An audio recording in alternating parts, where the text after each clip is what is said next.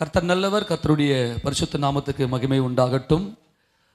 கர்த்தராகிய இயேசு ராஜாவுடைய பரிசுத்த நாமம் துதிக்கப்படுவதாக. 2 நாளாகமத்தின் புத்தகம் 7வது அதிகாரம் 14, 15, 16 வசனங்களை வாசிக்கலாம். 2 நாளாகமம் 7ஆம் அதிகாரம் 14, 15, 16 வசனம் சேர்த்து. என் நாமம் தரிக்கப்பட்ட என் ஜனங்கள் தங்களை தாழ்த்தி ஜெபம் பண்ணி என் முகத்தை தேடி தங்கள் பொல்லாத வழிகளை விட்டு திரும்பினால் அப்பொழுது பரலோகத்தில் இருக்கிற நான் கேட்டு அவர்கள் பாவத்தை நான் மன்னித்து அவர்கள் தேசத்துக்கு சேமத்தை கொடுப்பேன். இந்த ஸ்தலத்திலே செய்யப்படும் ஜெபத்திற்கு என் கண்கள் திறந்தவைகளும் என் செவிகள் கவனிக்கிறவைகளுமாயிருக்கும். என் நாமம் இந்த ஆலயத்தில் என்றென்றைக்கும் இருக்கும்படி நான் இதை தெரிந்து கொண்டு பரிசுத்தப்படுத்தினேன். என் கண்களும் என் இருதயமும் என்னாலும் இங்கே இருக்கும். எல்லாம் கரங்கள் திராமன் சொல்லாமா? இந்த வேத பகுதியில கர்த்தர் நம்மோடு என்ன பேசுகிறார் என்றால், என் நாமம் தரிக்கப்பட்ட என் ஜனங்கள் இந்த உலகத்தில் இயேசு கிறிஸ்துவுக்கு வாசலாய், இயேசு கிறிஸ்துவினுடைய சிலுவை மரணத்துக்கு சாட்சியாய், அவர் தேவன், அவர் தேவகுமாரன் என்பதற்கு சாட்சியாய் இருக்கிற என் ஜனங்கள், என் நாமம் தரிக்கப்பட்ட என் ஜனங்கள் தங்களை தாழ்த்தி, ஆமெனா, தேவ சமூகத்துக்கு வர்றதே என்னதுங்க? தாழ்மை. தேவ சமூகத்துக்கு வருவது என்னது?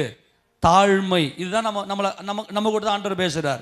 தங்களை தாழ்த்தி ஜெபம் பண்ணி, என்ன பண்ணி?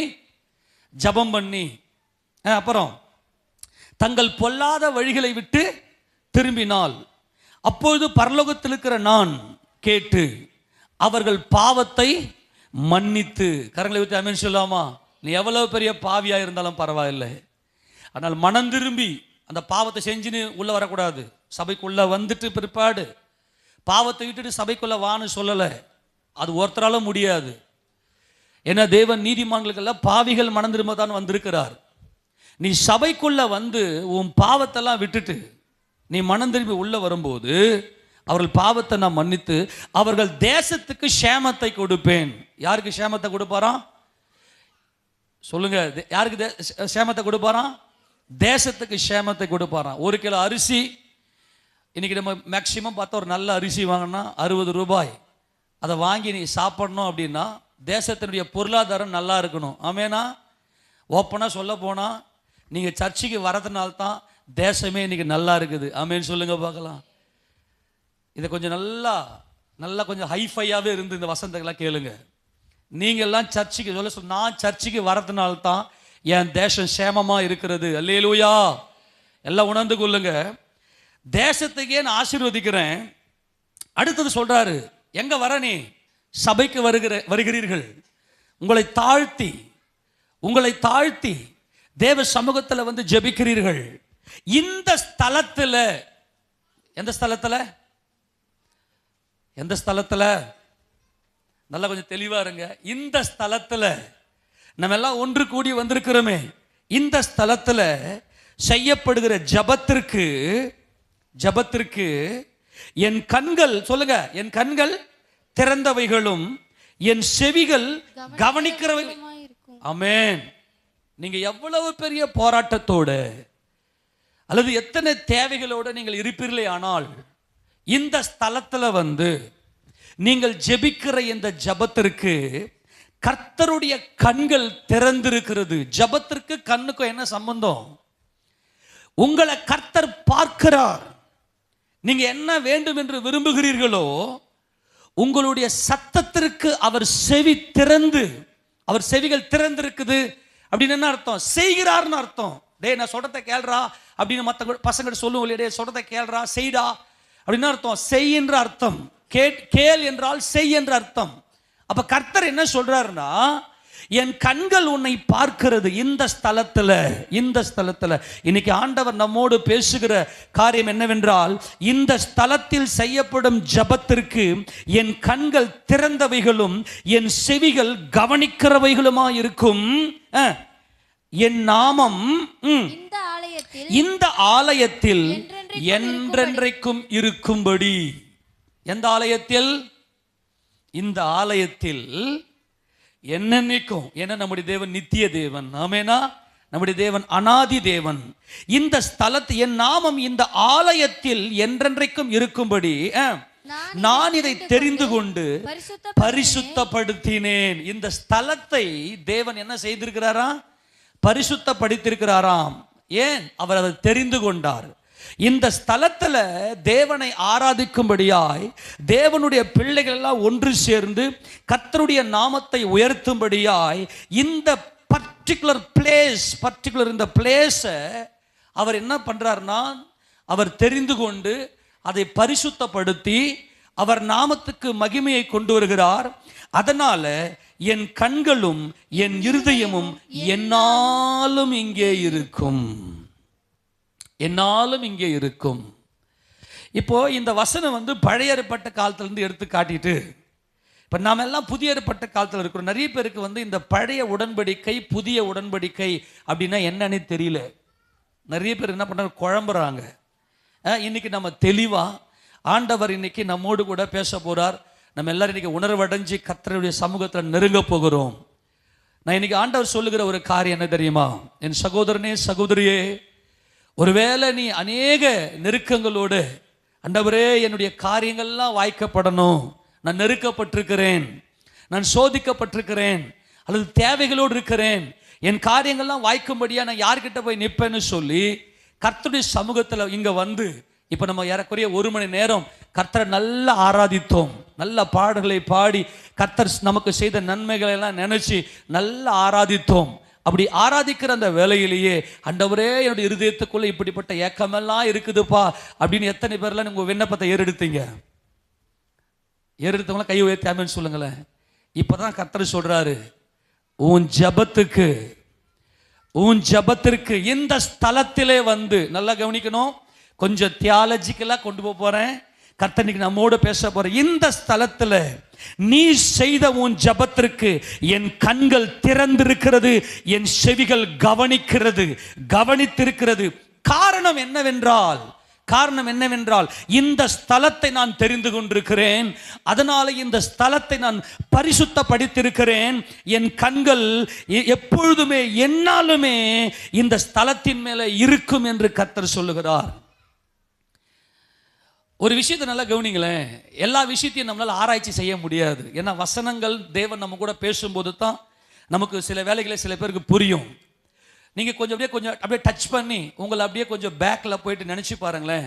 நான் பெரிய பாரத்தோடு வந்தேன், என் மனசுக்குள்ளே பெரிய வேதனைகளோட ஒரு நெருக்கத்தோட அப்படியே துக்கத்தோடு நான் வந்தேன்.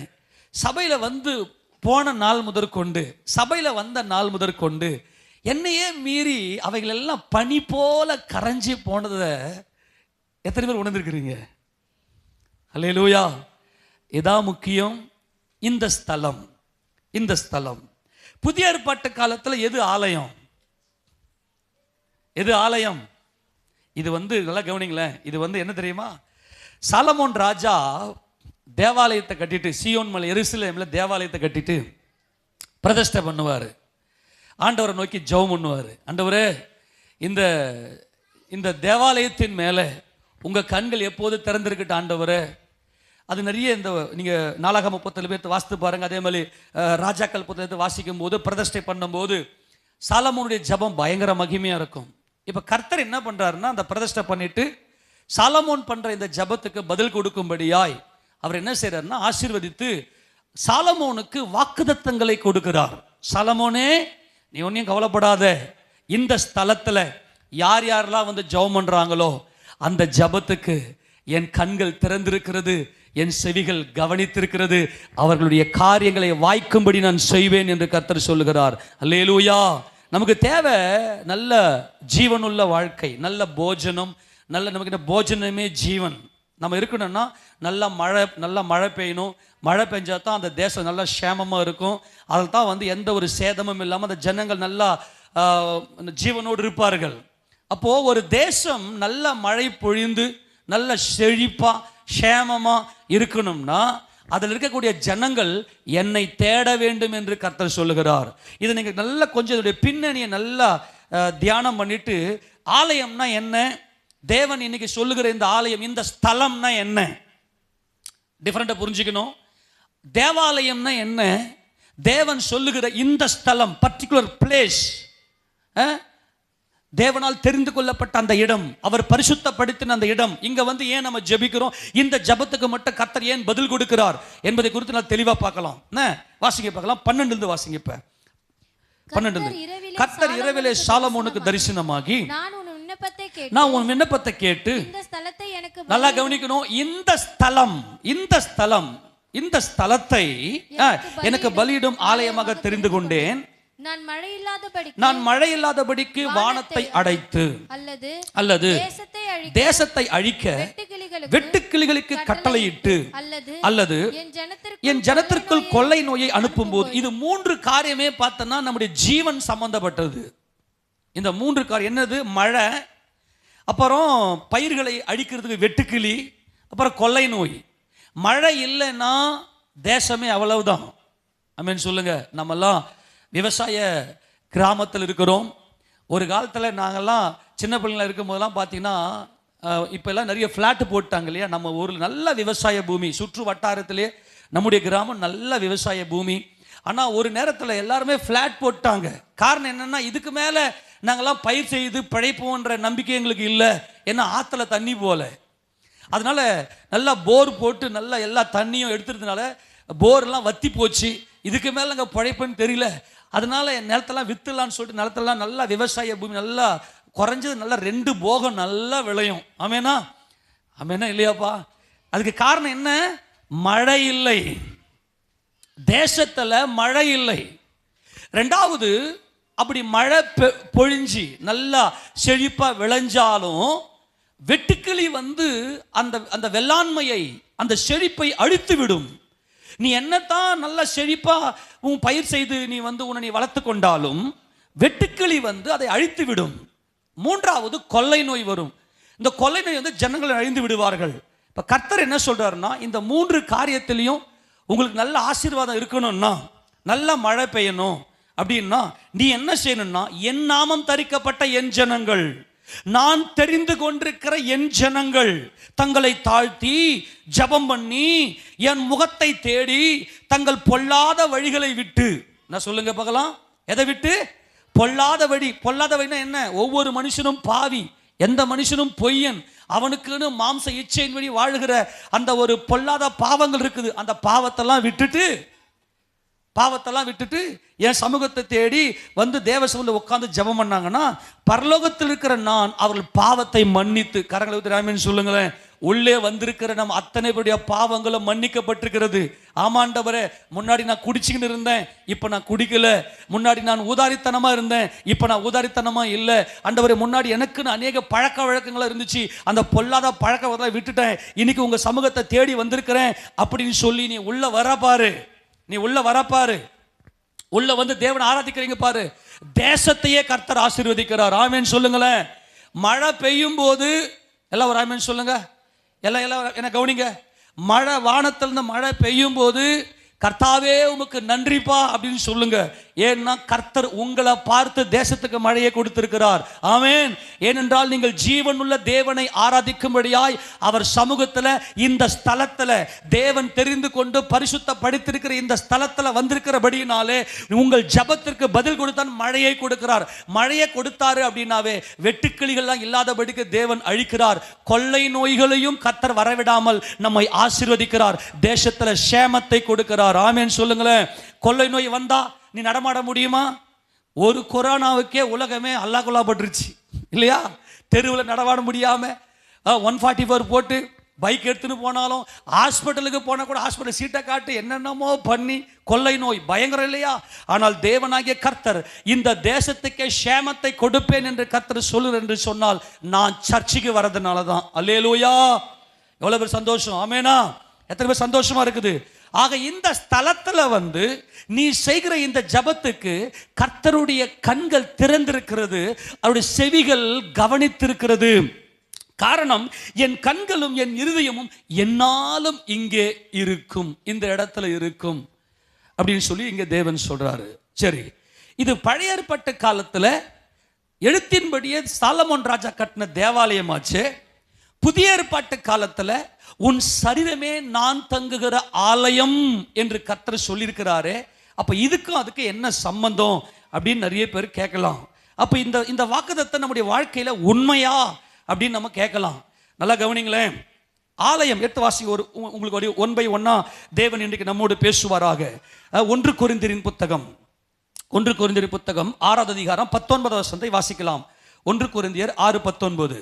உங்கள் சரீரமானது நீங்கள் தேவனாலே பெற்றும் உங்களில் தங்கியும் இருக்கிற பரிசுத்த ஆவியினுடைய ஆலயமாய் இருக்கிறது என்றும் நீங்கள் உங்களுடையவர்கள் அல்லவென்றும் அறியீர்களா? நல்லா கவனிங்க. இந்த வசனத்துல என்ன சொல்றாரு? உங்கள் சரீரம் தான் என்னது? ஆலயம். எல்லாரும் சொல்லு. எது ஆலயம்? உங்கள் சரீரம் தேவனுடைய ஆலயம். இது தேவனுடையது. இன்னைக்கு நிறைய பேர் என்ன பண்றாங்கன்னா, சரீரத்துல பாவம் செய்கிறார்கள். மனம் போன போக்குல தங்களுடைய இச்சைகளின்படி இந்த சரீரத்தை கெடுக்கிறார்கள். ஒருவன் தேவனுடைய ஆலயத்தை கெடுத்தால் தேவன் அவனை கெடுப்பார். நீங்களே அந்த ஆலயம் என்று வேதம் சொல்லுகிறது. நல்லா கவனிக்கணும். உங்கள் சரீரமானது நீங்கள் தேவனாலே பெற்றும், இந்த சரீரத்தை யாரால பெற்றிருக்கிறோம்? தேவனாலே பெற்றும் உங்களில் தங்கியும் இருக்கிற பரிசுத்த ஆவியினுடைய ஆலயமா இருக்கிறது என்றும் நீங்கள் உங்களுடையவர்கள் அல்ல என்றும் அறியீர்களா? நான் என்னுடையவன் அல்ல, இதுதான் ஆலயம். எல்லாம் கவனிக்கிறீங்களா? கவனிங்க. ஆலயம் அப்படின்னா என்ன அப்படின்னா, பரிசுத்த ஆவியானவர் எனக்குள்ள வந்து தங்குறாரு பாருங்க. அப்பொழுதிலிருந்து நான் தேவனுடைய ஆலயமாக மாறுகிறேன். என் சரீரம் எனக்கு சொந்தம் அல்ல, என் சரீரம் என் தேவனுக்கு சொந்தமானது. தேவன் என்னிடத்துல வந்து தனிப்பட்ட ரீதியில் என்னோட பேசுகிறார், என்னோடு இடைபடுகிறார். ஒரே ஒரு வரியில சொல்லணும்னா, என்னிலிருந்து தேவன் தம்முடைய சித்தத்தை நிறைவேற்றிக் கொள்ளுகிறார். இதுதான் தேவாலயம். அப்ப தேவாலயம், நானே தேவாலயம் அப்படின்னா ஒரு ஸ்தலத்தை குறித்து ஆண்டவர் இங்க பேசுறாரே, அப்ப அது என்ன? இங்க வசனத்தின்படி உன் சரீரம் தான் நான் தங்குற ஆலயம். ஆனால் 2 நாளாகம புத்தகத்தில் இந்த ஸ்தலம், என்னுடைய ஆலயம் இருக்கிற இந்த ஸ்தலம், இந்த ஸ்தலத்தில் செய்யப்படுகிற உங்களுடைய ஜபங்களுக்கு என் கண்கள் திறந்தவைகளும் என் செவிகள் கவனிக்கிறவைகளுமா இருக்குதுன்னு சொல்றாரு. அப்பனா இந்த ஸ்தலம் தான் ஆண்டவர் தெரிந்து கொண்டாரா? அப்ப எது ஆலயம் அப்படின்னு நீங்க வந்து நிறைய கேள்வியில போட்டு குழம்பிக்கிட்டு இருக்கிறாங்க. நல்லா கவனிக்கணும். தேவன் இந்த பிரபஞ்சத்தை தம்முடைய வல்லமையை வெளிப்படுத்த காரணமே என்னன்னா, மனுஷர்கள் மத்தியில அவர் வாசம் பண்ண விரும்பினார். யார் மத்தியில? தேவன் யார் மத்தியில? எல்லாம் சொல்லுங்க, யார் மத்தியில? மனுஷர்கள் மத்தியிலே வாசம் பண்ண விரும்பினார். அப்போ தேவன் அந்த சராசரில் படைத்த சர்வ வல்லமையுள்ள தேவன், சர்வ வியாபகர். அவர் தங்குவதற்காக தெரிந்து கொள்ளப்பட்ட ஒரு ஸ்தலம் என்று இருக்குமே ஆனால் அது எது என்றால் அது நம்முடைய ஆலயம், அது நம்முடைய சரீரம். நம்முடைய சரீரம் தான் தேவன் தங்குகிற ஆலயம். இந்த ஆலயத்தில் எப்பொழுது வந்து தேவன் நமக்குள்ளே தங்குவார், எப்பொழுது பரிசுத்த ஆவியானவர் நமக்குள்ளே வருவார் என்றால், கர்த்தராகிய இயேசு கிறிஸ்து என் இரட்சகர் என்று சொல்லி என்னை ரட்சிக்கும்படிக்கு தேவன் தம்முடைய குமாரனை அனுப்பி, நான் மாம்சத்திலே பாவம் செய்தேன், என் பாவத்தை கிறிஸ்து இயேசு சிலுவையிலே சுமந்து தீர்த்தார் என்று சொல்லி கிறிஸ்து இயேசுவை தன் சொந்த இரட்சகராக ஏற்றுக்கொள்ளுகிறார்களே, அப்பொழுது தேவன் தம்முடைய பரிசுத்த ஆவியானவரை நம்மேல் பொழிந்தருள பண்ணி நம்மை ஆலயமாக தெரிந்து கொள்ளுகிறார். தனிப்பட்ட ரீதியில் தேவன் நம்மை ஆலயமாக தெரிந்து கொள்ளுகிறார். இதுவரைக்கும் புரிஞ்சுதா? எல்லாரும் ஆமென் சொல்லாமா? இயேசு கிறிஸ்து என் இரட்சகர், இயேசு கிறிஸ்து என் இரட்சகர். அவர் என்னை பாவத்திலிருந்து விடுதலை ஆக்கினார். இந்த சரீரத்தில் நான் அநேக பாவங்களை செய்தேன், தேவனை அறியாதிருந்த போது. இப்பொழுது தேவனே, நான் ஒரு பாவியான மனுஷன், என்னை மீட்டுக்கொள்ளும் என்று சொல்லி இயேசு கிறிஸ்துவின் நாமத்தில் தேவனை நோக்கி அபயமிடும் போது தேவன் நம்மேல் இரக்கம் வைத்து தம்முடைய பரிசுத்த ஆவியானவரை நம்மேல் பொழிந்தருள பண்ணுகிறார். அன்று முதல் நான் தேவனுடைய ஆலயமாய் இருக்கிறேன். ஆமென் சொல்லாமா? மறுபடியும் அந்த 19 வசனத்தை வாசிங்க. 6:19. உங்கள் சரீரமானது நீங்கள் தேவனாலே பெற்றும் உங்களில் தங்கியும் இருக்கிற பரிசுத்த ஆவியினுடைய ஆலயமாய் இருக்கிறது என்றும் நீங்கள் உங்களுடையவர்கள் அல்ல என்றும் அறியீர்களா? நான் என்னுடையவன் அல்ல. ஆமென் சொல்லுங்க. இந்த சரீரத்தில் இப்ப இச்சை வந்து விட்டது. மனுஷன் என்ன பண்றான்னா, தேவனை அறியாம நான் என் என்கின்ற அகம்பாவத்தில் ஓடுகிறான். ஆனால் தேவன் இரக்கமுள்ளவராய் அந்த மனுஷன் மேல நீடிய பொறுமை உள்ளவராய் இருந்து அவர் என்ன செய்யறாருன்னா, அந்த மனுஷனை ரட்சிக்கிறார். அப்போ இதுதான் நம்முடைய தேவனுடைய ஆலயமாக இருக்கிறது. ஒரே வரியில சொல்லணும்னா, ஆலயம்னா என்ன, ஆலயத்துக்கான ஒரு வரையறை என்ன என்பதை ஆண்டவராக இயேசு கிறிஸ்து சொல்லுவதை நாம் பார்க்கிறோம். யோவான் சுவிசேஷம் 2வது அதிகாரம் திருப்பி கொள்ளுங்க. யோவான் சுவிசேஷம் 2ஆம் அதிகாரத்தில் ஆலயம் என்றால் என்ன, அதுக்கான வரையறை எடுத்து வாசிங்க பார்க்கலாம். 19 வசனம் வாசிங்க. 2:19. இயேசு அவர்களுக்கு பிரதித்திரமாக இந்த ஆலயத்தை இடித்து போடுங்கள், 3 நாளைக்குள்ளே அதை எழுப்புவேன் என்றார். கவனிங்க, எந்த ஆலயத்தை இடித்து போடுங்கள்? அடுத்த வசனம், அப்பொழுது யூதர்கள் இந்த ஆலயத்தை கட்ட 46 வருஷம் சென்றதே, நீர் இதை 3 நாளைக்குள்ளே எழுப்புவீரோ என்றார்கள். அவரோ தம்முடைய சரீரமாகிய ஆலயத்தை குறித்து பேசினார். எப்பொழுது நாம் ஆலயமாக்கப்படுகிறோம்? கவனிங்க, முதலாவது எது ஆலயம் சொல்லுங்க? எதுங்க தேவனுடைய ஆலயம்? நம்முடைய சரீரம் தான் எது? தேவனுடைய ஆலயம். சரி, ஆலயம் அப்படின்னா என்ன தெரியுமா? நல்லா கவனிங்க. இடித்து போடு, நான் எழுப்புவேன். இடிக்கப்பட்டு எழுப்பப்பட்டதே ஆலயம்.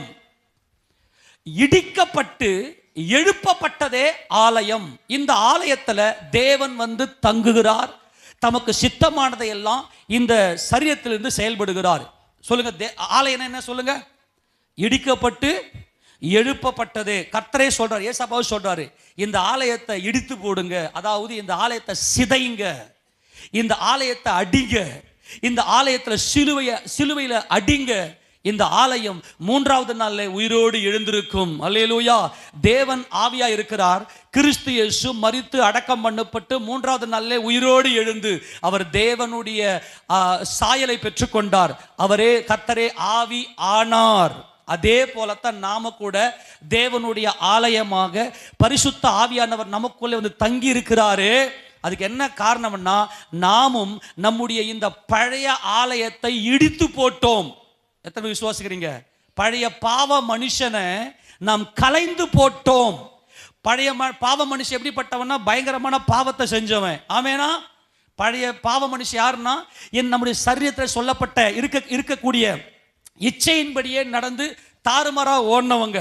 இப்ப நாம் என்ன செய்யறோம்னா, ஆண்டவரே இப்ப நான் என்ன பண்றது இல்ல, பாவம் செய்யல. பழைய மனுஷன் அவரோடு கூட சிலுவையிலே ஆணி அடிக்கப்பட்டு செத்தான், அவரோடு கூட அடக்கம் பண்ணப்பட்டான், அவரோடு கூட உயிரோடு எழுந்தான். ஆமேனா? ஆக இயேசு கிறிஸ்துவை என் ரட்சகர் என்று யாரெல்லாம் விசுவாசிக்கிறோமோ, நாம் அத்தனை பேருமே பழைய மனுஷனை இடித்து போட்டோம், புதிய மனுஷனாக எழுப்பி இருக்கிறோம். அல்லேலூயா. தேவ சித்தத்தை செய்யக்கூடிய புதிய மனிதர்களாக நாம் எழும்பி இருக்கிறோம். அதைத்தான் கர்த்தர் இங்க சொல்றாரு, இந்த ஆலயத்தை இடித்து போடுங்க, அதை நான் 3 நாட்களில் எழுப்புவேன். ஆக ஆலயம் என்றால் பழைய பாவ மனுஷனுக்கு, பழைய பாவத்துக்கு செத்து புதிய ஜீவனுடையவர்களாய் தேவ சித்தம் செய்யும்படியாக எழுப்பப்பட்டவர்கள். ஆக நாம் ஒவ்வொருவருமே தனிப்பட்ட ரீதியில நாம் எல்லாரும் ஆலயமாக இருக்கிறோம். ஆமென் சொல்லாமா? அல்லேலூயா. எத்தனை பேர் புரிஞ்சு போச்சு? நம்ம எல்லாரும் எப்படி தனிப்பட்ட ரீதியில தேவனுடைய ஆலயம். இப்ப கவனிங்க, தேவாலயம் என்று சொன்னால் முதலாவது தேவன் மேல அன்பு கூர்ந்து. யார் மேல அன்பு கூர்ந்து சொல்லுங்க? யார் மேல அன்பு கூர்ந்து? தேவன் மேல அன்பு கூர்ந்து அவருடைய பிரசன்னத்துக்குள்ளாக இருக்கிறோம். இதுதான் முதலாவது தேவாலயம். 2வது இருக்கக்கூடியது என்னன்னா சபை. என்னது 2வது? என்னதுங்க? சபை. 2வது என்னது? சபை. தேவன் மேல அன்பு கூர்ந்து தேவனுடைய அன்புல பூரணப்பட்டு அவருடைய பிள்ளைகளாய் ஒன்று சேர்ந்து, சபையில ஒன்று சேர்ந்து எல்லாரும் ஒருமனப்பட்டவர்களாய், கவனிங்க கவனிங்க, ரொம்ப முக்கியது, எல்லாரும் ஒருமனப்பட்டவர்களாய், நாங்கள் எல்லாரும் தேவனுடைய பிள்ளைகள், நாங்கள் எல்லாரும் தேவனை மகிமைப்படுத்துகிறோம் என்று சொல்லி ஒன்றாக சபையாக கூடுகிறோமே, இந்த சபைதான் தேவனுடைய ஆலயத்தின் பரிபூரணம். முதலாவது, தனித்தனியே நாம் எல்லாரும் தேவனுடைய ஆலயமாய் இருக்கிறோம். தேவனுடைய சித்தத்தை நமக்கு உள்ளிருந்து செய்கிறோம். தேவனுடைய கல்லாய் நாம் இருக்கிறோம். தேவன் ஆவியாய் இருக்கிறார். ஆவியாய் இருக்கிற தேவன் எனக்குள்ளே வாசமாய் இருந்து தேவ சித்தத்தை அவர் எனக்குள் இருந்து செய்கிறார். இதுதான் தேவனுடைய ஆலயம். தேவனுடைய ஆலயமாய் தேவனுடைய சித்தத்தை செய்கிற நான் என் சகோதரர்களோடு, எல்லாம் சொல்லுங்க பார்க்கலாம், என் சகோதரர்களோடு ஒருமனப்பட்டு தேவனை ஆராதிக்கும்படி அசெம்பல் ஆகிறனே, இதுதான் ஆலயத்தின் பரிபூரணம். சர்ச் தனிப்பட்ட ரீதியில் பரிசுத்த ஆவியானவர் ஒவ்வொரு மனுஷனுக்குள்ளும், தேவனால் அபிஷேகம் பண்ணப்பட்ட மனுஷனுக்குள்ளே தேவன் கிரியை செய்கிறாரே, அப்படி கிரியை செய்யும் போது அவன் தேவனுடைய ஆலயமாய் இருக்கிறான். அந்த மனுஷன் தேவனுடைய கல். ஆமெனா? தேவனுடைய கல். இந்த கற்கள் எல்லாம், ஒவ்வொருத்தரும் அபிஷேகம் பண்ணப்பட்ட இந்த கற்கள் எல்லாம் ஒரே பில்டிங்கா, ஆலயமாய், தேவன் தங்குற வாசஸ்தலமாய் ஒன்று சேர்கிறோமே. இந்த ஒன்று சேர்தலில் தான் தேவனுடைய அநாதி தீர்மானம், அவருடைய பரிசுத்தம் எல்லாம் விளங்குகிறது. இப்போ நம்ம பில்டிங் வச்சிருக்கிறோமே, மேலே ஷீட் போட்டு வச்சிருக்கிறோம், நம்ம எல்லாம் உள்ள உட்காந்துருக்கிறோம். இந்த ஷீட் ஆலயம் அல்ல. நல்லா புரிஞ்சிச்சு நான் சொல்றது? எல்லாம் கவனிங்க, எல்லாம் ஒரு ஆமென் சொல்லுங்க. தேவன் நம்மை அபிஷேகித்திருக்கிறார். நம்ம எல்லாரும் தேவ சித்தம் செய்கிறோம். நாம் தேவனுடைய கல்லாய் இருக்கிறோம். ஆமெனா? ஆமெனா? நம்ம எல்லாரும் தேவனுடைய கல்லா இருக்கிறோம். இந்த கற்களை எல்லாம் ஒன்று திரட்டி தான் ஒரு பில்டிங் கட்டுவாங்க, இல்லையா? ஆமெனா? ஒரு பில்டிங் கட்டணும்னா கற்களை எல்லாம் ஒன்று திரட்டி தான் என்ன பண்ணுவாங்க? ஒரு பில்டிங் கட்டுவாங்க. அதே போல தனித்தனியே தேவனுடைய ஆலயமா இருக்கிற நாம தேவனை ஆராதிக்கும்படியாய் ஒருமனப்பட்டவர்களாய், இசைந்த ஆத்துமாக்களாய், சகோதர சிநேகத்தோட ஒன்று கூடுகிறோமே. எல்லாருடைய மனதுக்குள்ளும் என் தேவன் இயேசு கிறிஸ்துவின் நாமத்தில் எங்க அப்பா, மகிமை எல்லாம் அவருக்கே என்று சொல்லுகிறோமே. இந்த கற்கள் எல்லாம் ஒன்று சேர்ந்து ஆலயமாய் மாறுகிறது. கையை தட்டி மகிமை செலுத்துவோமா?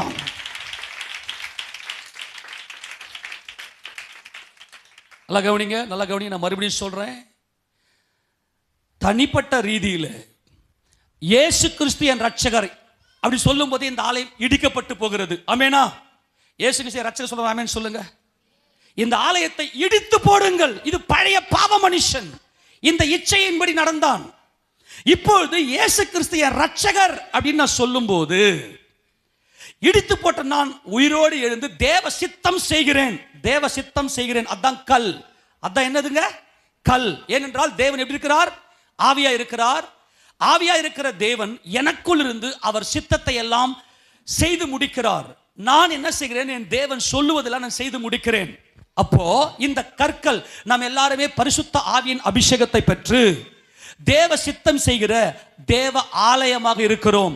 இந்த ஆலயங்கள் எல்லாம் ஒருமனப்பட்டு, இந்த ஆலயங்கள் எல்லாம் ஒருமனப்பட்டு தேவனை நோக்கி ஆராதிக்கும்படியாய் ஒருமனப்படும்போது தான் சபை பரிபூரணப்படுகிறது. இந்த ஆலயத்துக்கு பேர் தான் சர்ச். ஆலயங்கள் எல்லாம் ஒன்று சேர்ந்து தேவனை ஆராதிக்கும்படியாய் கூடுகிற சபைதான் ஆலயத்தினுடைய பரிபூரணம். இதுதான் தேவனுடைய மகிமை, இதுதான் தேவனுடைய அநாதி தீர்மானம். அல்லேலூயா சொல்லாமா? இப்ப எடுத்து வாசிங்க பார்க்கலாம். இந்த வசனத்தை சொல்லும் போது உங்களுக்கு புரிய ஆரம்பிக்கும். எபேசியர் நிருபம் 2வது அதிகாரம், எபேசியர் 2வது அதிகாரம், அதுல 20வது வசனத்தை வாசிங்க பார்க்கலாம். அப்போஸ்தலர் தீர்க்கதரிசிகள் என்பவர்களுடைய அஸ்திபாரத்தின் மேல் கட்டப்பட்டவர்களாய் இருக்கிறீர்கள். அதற்கு இயேசு கிறிஸ்து தாமே மூளை கல்லாய் இருக்கிறார். அப்புறம் அவர் மேல் அவர் மேல் நல்லா கவனிங்க, மறுபடியும் வாசி தப்பு. அவர் மேல் யார்? அந்த மூலைக்கல், அது ஆண்டவராகிய இயேசு கிறிஸ்து. அவர் மேல் மாளிகை முழுவதும் இசைவாய் இணைக்கப்பட்டு கர்த்தருக்குள் பரிசுத்த ஆலயமாய் எழும்புகிறது. அல்லேலூயா. இந்த ரெண்டு ஆலயத்துக்கு டிஃபரண்ட் புரியணும். ஆக்சுவலா ரெண்டு ஆலயம் இல்ல, சொல்லப்போனா ஒன்று ஆலயம், இன்னொன்று சபை. மேன் சொல்லுங்க. ஒன்று ஆலயம். ஆலயம் என்று சொன்னால் ஒவ்வொரு சரீரமும் தேவனுடைய ஆலயம். எல்லாரும் சொல்லுங்க. ஒவ்வொரு சரீரமும் தேவனுடைய, எல்லாம் அறிக்கை பண்ணு, ஒவ்வொரு சரீரமும் தேவனுடைய. ஏன் தேவனுடைய ஆலயம் அது? அந்த சரீரம் என்ன சித்தம் செய்யுது? யார் சித்தம் செய்யுது? தேவ சித்தம். எல்லாரும் சொல்லுங்க. கவனி கவனி, எல்லாம் இதை புரிஞ்சுக்குங்க. ஏன் இந்த ஸ்தலத்துல உட்கார்ந்து ஜெபம் பண்ணா கர்த்தர் இந்த ஜெபத்தை கேட்பார்? ஏன் தேவ சபையில வந்து உட்கார்ந்து ஜெபம் பண்ணா உன் ஜெபத்துக்கு ஆண்டவர் ஏன் பதில் கொடுக்கிறார் என்றால், நாம் எல்லாரும் ஆலயமாக, ஜீவனுள்ள கற்களாக, தேவ சித்தம் செய்கிற தேவ குமாரர்களாக இருக்கிறோம். இந்த தேவ குமாரர்கள் எல்லாம் ஒன்று சேர்ந்து ஆலயமாய் எழும்புகிறோம். அல்லேலூயா. இந்த ஆலயத்துல தான் தேவனுடைய பிரசன்னம், தேவனுடைய மகிமை, நாம் ஒன்று கூடும்போது தேவனுடைய பிரசன்னத்தை நாம் உணர்கிறோம், அவருடைய மகிமை நாம் அனுபவிக்கிறோம், அவருக்குள்ளே கலிகுறுகிறோம். அதை தான் நீங்க சொல்றாரு, அவர் மேல் மாளிகை முழுவதும் இசைவாய் இணைக்கப்பட்டு கர்த்தருக்குள் பரிசுத்த ஆலயமாய் எழும்புகிறது. 22 வசனம். அவர் மேல் நீங்களும் ஆவியினாலே தேவனுடைய வாசஸ்தலமாக கூட்டி கட்டப்பட்டு வருகிறீர்கள். இப்போ ஆலயம்னா என்ன, வாசஸ்தலம்னா என்ன? கவனி, நல்லா புரிஞ்சுக்கணும், நல்லா புரிஞ்சுக்கணும். தேவனுக்கு தேவை மனுஷர்கள் மத்தியிலே அவர் வாசம். இதோ மனுஷர்களிடத்திலே தேவனுடைய வாசஸ்தலம் இருக்கிறது, அவர்களிடத்திலே அவர் வாசமாய் இருப்பார், அவர்களும் அவருடைய ஜனங்களாய் இருப்பார்கள். அப்புறம் தேவன் தாமே அவருடைய கூட இருந்து அவருடைய தேவனாய் இருப்பார். இதுதான் தேவனுடைய நோக்கம். இப்ப நாம் ஒவ்வொருத்தரும் தனித்தனியே தேவனுடைய ஆலயமா இருக்கிறோம், அதாவது கற்களாய் இருக்கிறோம், அதாவது தேவ சித்தம் செய்கிறோம். ஆமேனா? இந்த கற்கள் எல்லாம் என்ன செய்யுதுன்னா ஒண்ணு மேல ஒண்ணு வச்சு பில்டிங் கட்டுறாங்க இல்லையா? அந்த பில்டிங்கில் தான் நம்மள வாழ்க்கை செய்வோம் இல்லையா? நமக்கு ஒரு வீடு இருக்கா இல்லையா? நம்ம எப்படிப்பட்ட வீட்டில் இருக்கிறோம்? கற்களினால் கட்டப்பட்ட வீட்டில் இருக்கிறோம். அதே போல தேவனும் ஒரு வீட்டில் வாசம் பண்றார். தேவனுக்கு என்று ஒரு வாசஸ்தலம் தேவை. அந்த வாசஸ்தலத்துக்கு என்ன பண்ணா கற்கள் தேவை. அந்த கற்களை வச்சு தான் என்ன பண்ணுவோம்னா தேவ ஆலயத்தை கட்டணும், அதாவது தேவனுக்கு வீட்டை கட்டணும். முதலாவது தனிப்பட்ட ரீதியில நாம் எல்லாருமே கற்களாய் இருக்கிறோம். ஆமேனா? இதுக்கு மூலைக்கல், அந்த பில்டிங் வந்து கட்டுறதுக்கு அஸ்திபாரம் தோண்டி முதல்ல ஒரு கல் வைப்பாங்களே, அந்த கல்லுக்கு பேர் என்ன கல்? மூலைக்கல். அந்த மூலைக்கல் யார் என்றால் இயேசு கிறிஸ்து. இயேசு கிறிஸ்து ஏன் அவர் கல் என்றால் அவர் தேவ சித்தம் செய்தவர். நமக்கு சுயாதீன சித்தத்தை தேவன் நமக்கு கொடுத்திருக்கிறார். நாம் நம்முடைய மாம்சத்தின்படி மாம்ச சித்தம் செய்யாமல் தேவனே என் ரட்சகர், தேவனே சர்வ வல்லவர், அவர் சித்தத்தினாலே சகலமும் உண்டாக்கப்பட்டது என்று சொல்லி இயேசு கிறிஸ்து யாருடைய சித்தம் செய்தார்? சொல்லுங்க. இயேசு யார் சித்தம் செய்தார்? அப்ப தேவனுடைய கல் யாரு? இயேசு ராஜா. அல்லேலூயா. தேவனை கண்டவர் யார்? இயேசு கிறிஸ்து மட்டுமே. அப்போ அந்த தேவன் தங்குகிற அந்த பில்டிங்க்கு, தேவன் தங்குகிற அந்த ஆலயத்துக்கு மூலை கல் யார்? இயேசு கிறிஸ்து. இயேசு கிறிஸ்து யார்? ரட்சகர் என்று விசுவாசிக்கிற நாம் அத்தனை பேருமே கற்கள். நாம் அத்தனை பேருமே கற்கள். தனித்தனியே நாம் ஆலயமாக இருக்கிறோம். இந்த கற்கள்லாம் ஒன்று சேருகிற இந்த ஞாயிற்றுக்கிழமை ஆராதனை தான் தேவனுடைய வாசஸ்தலம். கரங்களை தட்டி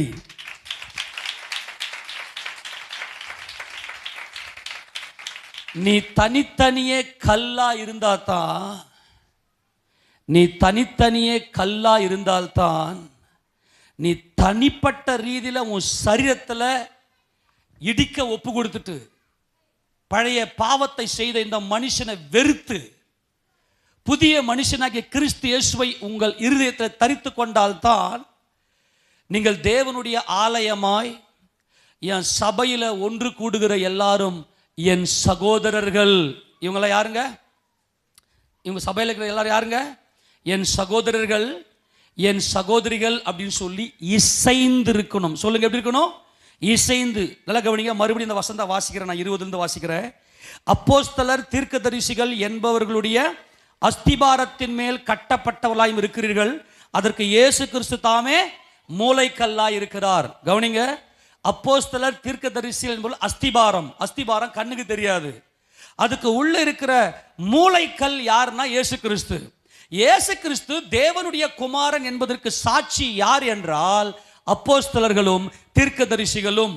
அவருடைய சுவிசேஷத்தை கேள்விப்பட்டு அதை நம்ம விசுவாசித்து நாம் கிறிஸ்து இயேசுவை நம்முடைய இரட்சகராக நாம் ஏற்றுக்கொள்ளுகிறோம். அப்ப நாம் எல்லாரும் தனித்தனியே யாருங்க? தேவனுடைய கற்களாய் இருக்கிறோம். இந்த கல் என்று சொன்னால் தேவ சித்தம் செய்தவர்கள். ஆமெனா? நம்ம தனிப்பட்ட ரீதியில பரிசுத்த ஆவியினுடைய அபிஷேகத்தை பெற்று தேவனுடைய கற்களாய் இருக்கிறோம். ஆனால் சபை கூடும் போதெல்லாம் ஒன்று சேர்றேன் இல்லையா? சபை கூடும் போதெல்லாம் என் மாம்ச சித்தத்தை நான் செய்யலாம். கவனிங்களேன், நான் வெளியே இருந்து என் மாம்ச சித்தத்தை நான் செய்யலாம். ஆனால் அப்படி மாம்ச சித்தத்தை செய்யாம என் தேவனை நான் ஆராதிக்க வருகிறேன். என் தேவன் துதிக்கு பாத்திரா இருக்கிறார். என் தேவனை நான் ரட்சித்திருக்கிறார். என் சகோதரர்களோடு நான் ஒன்று சேர்ந்து இசைவாய் இணைக்கப்பட்டு ஆலயமாய் எழும்பி ஒரு மனதோட தேவனை உயர்த்தி அவரை மகிமைப்படுத்துகிறோமே. அதனால தான் இந்த ஸ்தலத்துக்குள்ள நீ உள்ள என்ட்ரானதுமே கர்த்தர் உன் ஜெபத்துக்கு பதில் கொடுக்கிறார். எத்தனை பேர் புரிஞ்சு போச்சு? இப்ப நீ தேவனுடைய ஆலயமாய் மாறுகிறீர்கள். அதனால தான் என்ன செய்வான் பிசாசுன்னா, இது நல்லா தெரிஞ்சு தேவனுடைய சபை அசெம்பிள் ஆகும் போதெல்லாம், தேவனுடைய சபை ஒன்றா கூடுகிற ஞாயிற்றுக்கிழமை மட்டும் என்ன பண்ணணும்? வேலை வச்சிருவான். ஏன்னா நீ தேவாலயமாய் தேவனுடைய எக்லிசியாவாக இல்லாதபடிக்கு நீ வேலைக்கு போகணும்னு சொல்லி ஒரு கல்லை பிடிக்கிடுவான். ஒரு கல்லை பிடிக்கிட்ட என்ன ஆகும்? இப்போ கவனிங்களா, அப்படியே கற்பனை பண்ணுங்க பார்க்கலாம். இப்போ இந்த சவுத்தில் இருக்கிற ஒரு கல் அப்படியே பிடுங்குங்க பார்க்கலாம். எவ்வளோ அசிங்கமாக இருக்கும். அது பில்டிங்கை தாங்குமா? அது ஒரு மாதிரி இருக்கும் இல்லையா? ஆனால் எல்லா கற்களும் ஒன்று சேர்ந்து இருக்குமே. ஆனால் அங்கே ஒரு கூரை இருக்கும். அங்கே என்ன பண்ணலாம்? நம்ம இலைப்பாறுதலோடு கூட வாசமா இருக்கலாம். அதே போல தேவன் எதில் மகிமைப்படுகிறார் என்றால், அவருடைய பிள்ளைகளாகிய நீங்கள் தனித்தனியே கற்களாக இருக்கிறீர்கள். அவரை எப்பொழுதெல்லாம் தேவனை ஆராதிக்கும்படி நம்ம எல்லாம் ஒன்று சேர்றோமோ அது சர்ச், அது சபை, அது அவருடைய வாசஸ்தலம். பில்டிங் நோக்கம் அல்ல. இப்ப நம்ம எல்லாம் ஒன்று சேர்கிறோமே, பில்டிங் எப்படின்னா இருக்கட்டும், நமக்கு ஒரு வெயில் அடிக்காம, ஒரு மழையினால பனியினால நம்ம நினையாம, நம்முடைய உடல் சுகத்துக்காக நம்ம என்ன செய்யறோம்? ஒரு பில்டிங்கை கட்டிக்கிறோம். ஆனா சர்ச் எது என்றால், நம்ம எல்லாம் ஒருமனப்பட்டு அசெம்பிள் ஆகிறோமே. என்னுடைய சொந்த பேச்சை, என்னுடைய சொந்த வேலையை செய்யாம என் தேவனை ஆராதிக்கும்படி நான் ஒன்று கூடுகிறேன் என்று கூடுகிறோமே, இதுதான் தேவாலயத்துடைய பரிபூரணம். ஆமேனா? முதலாவது உன் தேவனிடத்திலே அன்பு கூறு, பின்பு உன்னுடைய சகோதரனிடத்தில் அன்பு கூறு. முதலாவது உன் தேவனிடத்திலே அன்பு கூறு என்பது ஆலயம். முதலாவது உன் தேவனிடத்திலே அன்பு கூறு என்பது ஆலயம். உன்னிடத்தில் நீ அன்பு கூறுவது போல உன் சகோதரனிடத்திலும் அன்பு கூறு என்பது சர்ச். எத்தனை புரியுது? முதலாவது உன் தேவனிடத்தில் அன்பு கூறு என்பது கல். உன்னிடத்தில் நீ அன்பு கூறுவது போல உன் சகோதரனிடத்திலும் அன்பு கூறு. போல நம்மள பிரதர்ஸ் எல்லாம் ஒன்று சேர்ந்திருக்கிறோமா இல்லையா? உள்ள வந்துட்டு சபையில கூடுற நோக்கமே என்ன தெரியுமா? நாங்கள் எல்லாரும் பிறந்தது எங்கெங்கயோ பிறந்திருக்கலாம், ஆனால் என் தேவன் எங்களை ரட்சித்திருக்கிறார். நாங்கள் எல்லாரும் தேவனுடைய பிள்ளைகள். தேவன் ஜீவிக்கிறார். என் தேவன் ஜீவிக்கிறார் என்பதற்கு நான் சாட்சி. அல்லேலூயா சொல்லாமா? அந்த வசந்த வாசிக்க இயேசுராஜா சொன்ன அந்த வசனம் மத்தேயு சுவிசேஷ புத்தகம் 22 அதிகாரம், மத்தேயு 22 36 வாசிங்க பார்க்கலாம். போதகரே இல்லம்மா, இல்ல 22 36 வாசி. போதகரே, நியாய பிரமாணத்திலே எந்த கற்பனை பிரதானமானது என்று கேட்டான். இயேசு அவனை நோக்கி, உன் தேவனாகிய கர்த்தரிடத்தில் உன் முழு இருதயத்தோடும் உன் முழு ஆத்துமாவோடும் உன் முழு மனதோடும் அன்பு கூறுவாயாக. இது முதலாம் கற்பனை. எத்தனை பேர் தேவன் மேல அன்பு கூறுறீங்க? எல்லாரும் ஆமென் சொல்லுங்க பார்க்கலாம். அப்ப நீங்க யார்? இப்போ தேவனுடைய ஆலயம். சொல்லுங்க, தேவனுடைய ஆலயம். ஏன்னா இப்ப யார் சித்தம் செய்யறீங்க? தேவ சித்தம் செய்யறீங்க. அப்ப தேவ சித்தம் செஞ்சா நீ ஒரு ஆலயம். ஆலயம்னா நீ ஒரு கல். ஆமென் சொல்லுங்க. தேவனை விசுவாசிக்கிற நீ தேவாலயம், நீ ஒரு கல். அடுத்தது இதற்கு ஒப்பா இருக்கிற இரண்டாம் கற்பனை என்னவென்றால், உன்னிடத்தில் நீ அன்பு கூறுவது போல பிறனிடத்திலும் அன்பு கூறுவாயாக. எல்லாரும் இப்ப சபையில நம்ம ஒன்று கூடுகிறோமே, இந்த ஒன்று கூடுதல் நோக்கம் என்ன தெரியுமா? என் தேவனே, நான் உம்மை நேசிக்கிறேன். நீர் எனக்காக உம்முடைய குமாரனாக இயேசு கிறிஸ்துவை பலியாக ஒப்பு கொடுத்து என்னை மீட்டு விட்டீர். என் சகோதரன் மீட்கப்பட வேண்டும். என் சகோதரனுக்காக நான் பாரப்படுவேன். என் சகோதரனுக்காக நான் ஜெபிப்பேன். நல்லா கவனிங்க. ஒரு உண்மையான ஆலயம் அப்படின்றது அடையாளம் தெரியுமா? என்ன நேசிக்கிறது போல என் சகோதரன். அவங்கள பார்த்தீங்கன்னா யார் முதல்ல தேவ ஆலயமாக இருப்பாங்க அப்படின்னா, அவங்க முதல்ல சர்ச்சில் ஒரு அசம்பிளில் ஒரு மெம்பராக இருக்கணும். எக்லீஷியா அப்படின்னா என்னது? Particular place, particular time, particular purpose. ஒரு குறிப்பிட்ட நோக்கத்திற்காக ஒரு குறிப்பிட்ட இடத்துல ஒரு குறிப்பிட்ட நேரத்தில் ஒன்று கூடுவதற்கு பேர் தான் எக்லீஷியா. அதுதான் தேவனுடைய சபை. இந்த சபையில் ஒன்று கூடி நாம் என்ன செய்கிறோம் என்றால், சகோதர சிநேகம் உடையவர்களாய் நாங்கள் எல்லாரும் தேவனுடைய பிள்ளைகள்.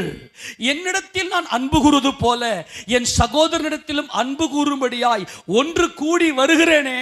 ஒன்று கூடி வருகிற இந்த இடத்துக்கு பேர் தான், இந்த ஸ்தலத்துக்கு பேர் தான் தேவனுடைய ஆலயத்தினுடைய பரிபூரணம். இப்ப கிறிஸ்து வரப்போறது யாருக்கு வரப்போற சொல்லுங்க? ஆலயத்துக்கு வரப்போறாரா, சபைக்கு வரப்போறாரா? யாருக்கும் புரியலன்னு நினைக்கிறேன். ஆலயம் கல். நீ கல்லுன்னு சொல்லிட்டு வெளியே தனியே இருந்தனா நீ சர்ச் கிடையாது, நீ சபை அல்ல, நீ எக்லீஷியா அல்ல. இந்த ஸ்தலம், இந்த தேவாலயம் அப்படின்னு ஆண்டவர் ரெண்டா பிரிக்கிற, ஸ்தலம் தேவாலயம் ஸ்தலம் அப்படின்றார். ஆமெனா? இந்த ஸ்தலத்தின் மேல என் கண் எப்பவுமே இருக்கும். இயேசுராஜருடைய பரிசுத்த நாம் மகிமைப்படுவதாக இந்த ஸ்தலத்தை என் கர்த்தர் பரிசுத்தப்படுத்தி வைத்திருக்கிறார். ஏனென்றால் அவருடைய பிள்ளைகள் எல்லாம் ஒன்று சேர்ந்து சகோதர சிநேகம் உடையவர்களாய், என் சகோதரனுக்கு என்னுடைய விசுவாசத்தை நான் காண்பிக்கிறேன். என் சகோதரனே பிரைஸ் தி லார்ட் அப்படி சொல்றோமா இல்லையா? நான் தேவனை ஆராதிக்கிறேன். அதே போல் அந்த சகோதரன் அவர்கள் எல்லாம் ஒன்று சேர்ந்து ஒருவர் பாரத்தை ஒருவர் சுமந்து கிறிஸ்துவின் பிரமாணத்தை நிறைவேற்றும்படியாய் நம்ம உள்ளே வந்து ஒன்று கூடுகிறோமே. இதுதான் தேவனுடைய சபையின் பரிபூரணம். இதுதான் சபை, இதுதான் தேவ ஆலயத்தின் பரிபூரணம். ஆலயங்கள் எல்லாம் ஒன்று சேர்ந்து சகோதர சிநேகத்தோட தேவனை ஆராதிக்கிறோமே, இதுதான் ஆலயத்தினுடைய பரிபூரணம். இந்த ஸ்தலத்தில் தேவனுடைய கண்கள் திறந்திருக்கிறது. ஆமெனா? இது நல்லா தெரிஞ்ச பிசாசு என்ன செஞ்சிட்டான் அப்படின்னா, சர்ச்சுக்கு போய் தான் ஆராதிக்கணும்னு யார் சொன்னது? நம்ம எங்க வேணா இருந்து ஜெபம் பண்ணாலும் கர்த்தர் கேட்பாரே அப்படிலாம் சொல்லிட்டு வீட்டிலேயே உட்கார வச்சுட்டு இந்த கற்களை ஒன்று சேர்த்து ஒரு பரிபூர்ணமான தேவாலயமாக சபையாக எழும்பக்கூடாதபடிக்கு பிசாசு என்ன செய்யறானா, இன்னைக்கு அநேக ஜனங்களுடைய இருதயத்தை வஞ்சித்து வைத்திருக்கிறான். அதனால தான் பார்த்தீங்கன்னா சபை கூடி வருதலை அநேகர் விட்டு விடுகிறார்கள். இப்போ கர்த்தர் சொல்றாரு, நல்ல கவனிங்க. அப்போ முதலாவது இங்க என்ன சொல்றாருன்னா, உன் தேவனாகிய கர்த்தரிடத்தில் உன் முழு இருதயத்தோடும் உன் முழு ஆத்துமாவோடும் உன் முழு மனதோடும் அன்பு கூறுவாயாக. ஒவ்வொரு மனுஷனும் தேவனிடத்தில் அன்பு கூர்ந்து, அதே போல உன்னிடத்தில் நீ அன்பு கூறுவது போல உன் சகோதரனிடத்திலும் அன்பு கூறுவாயாக என்பதுதான் சபையினுடைய பரிபூரணம். தேவனிடத்தில் அன்பு கூறுகிற ஒவ்வொருத்தரும் தேவனுடைய ஆலயம். அவர்கள் கற்கள், அவர்கள் கல். இந்த கற்களை எல்லாம் ஒன்று சேர்த்து தேவாலயமா எழும்புகிறது. இந்த மனுஷர்கள் மத்தியிலே தேவன் வாசமா இருக்கிறார். ஆமென். அதனால தான் சபை கூடி வரும்போது, கூடி வருகிற இந்த ஸ்தலத்துல வந்து நீ பண்ற ஜபத்துக்கு கர்த்தர் உனக்கு செவியை திறந்து வைத்திருக்கிறார். எத்தனை புரிஞ்சு போச்சு? அல்லேலூயா, ஆமென் சொல்லாமா? இதை தான் பேதுரு சொல்றார். எடுத்து வாசிக்க பார்க்கலாம். 1 பேதுருவின் புத்தகத்தில் இந்த கற்கள் எல்லாம் ஒன்று சேர்த்து தேவன் என்ன செய்கிறார்? 1 பேதுருவின் புத்தகம் 2வது அதிகாரம் 4வது வசனத்திலிருந்து வாசிக்க பார்க்கலாம். மனுஷரால் தள்ளப்பட்டதாயினும் தேவனால் தெரிந்து கொள்ளப்பட்டதும் விலையேற பெற்றதுமாயிருக்கிற ஜீவனுள்ள கல்லாகிய அவரிடத்தில் சேர்ந்தவர்களாகிய நீங்களும். எல்லாம் கவனி. எபேசியர் 2ஆம் அதிகாரத்தில் நம்ம பார்த்தோம், இந்த கற்கள்லாம் ஒன்று சேர்ந்து இசைவாய், யார் மேலே எந்த ஒரு மனக்கசப்பும் இல்லை. நம்ம எல்லாரும் சகோதரர்கள், சகோதரிகள். ஆமெனா? நமக்கு எல்லாருக்கும் ஒரு அப்பா உண்டு. ஆமேனா? அந்த ஒரு அப்பா யாரு? தேவன் நம்முடைய அப்பா. எத்தனை பேர் ஆமேன் சொல்றீங்க? அல்லேலூயா. ஏன் அவர் அப்பா? இயேசு கிறிஸ்து யார்? ரட்சகர்.